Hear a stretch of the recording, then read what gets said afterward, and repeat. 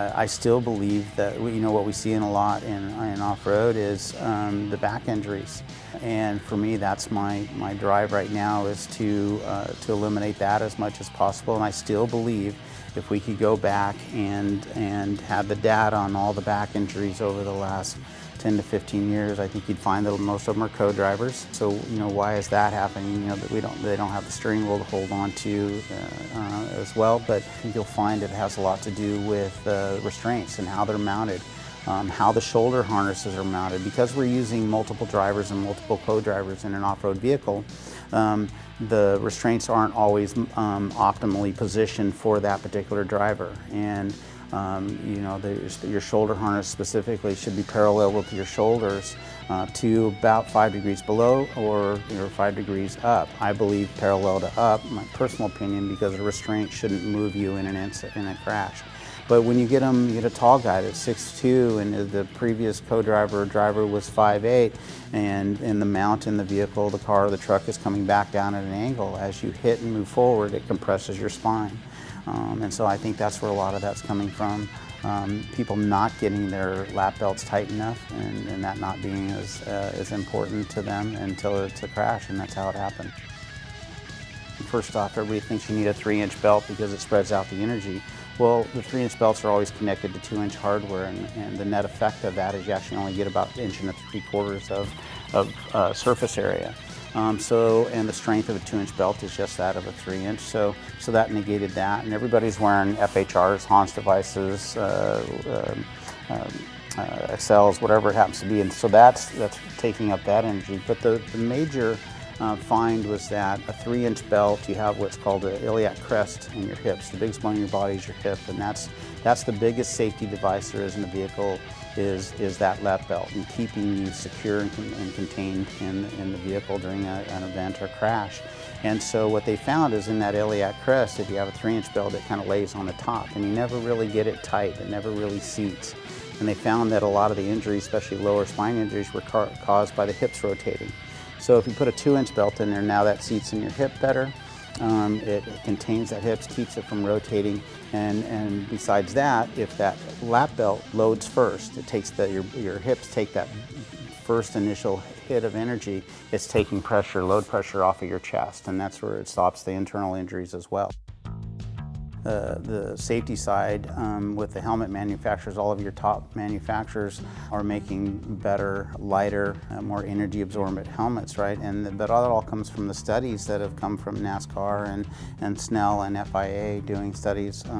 Even the football industry with the concussions coming to the forefront has kind of crossed over into multiple sports, right? And so everybody's looking for advantages there. The FIA up the performance levels of helmets, which was a part of that being the owner of Impact for the Snell 2010, Snell 2015, and now the Snell 2020. They've upped that each time. And so in meeting those performance standards, you've had to look at different materials, different densities.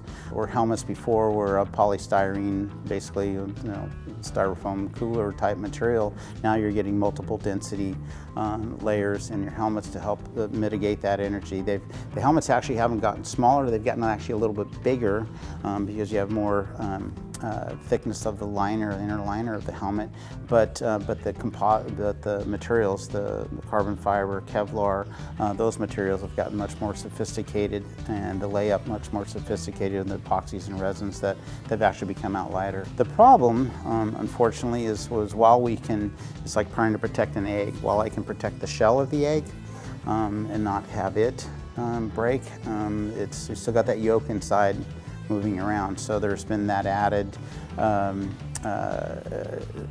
aspect of it that we're the industry's still trying to figure out, right?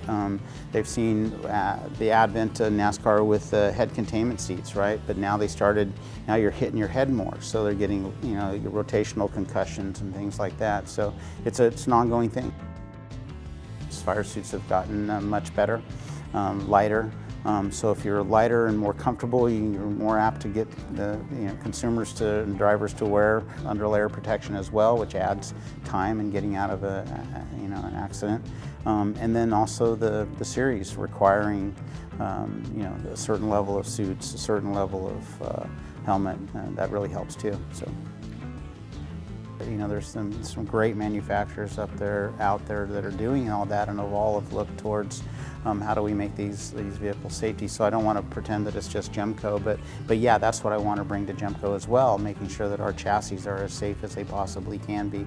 And I have tested them a few times, more often than I'd like to admit, but making sure that those belt points are in the right place, that the seating position is right, and that if we are changing drivers that we can. One of the mistakes I see that people make is stacking cushions on top so they can get to see, or adjust for it.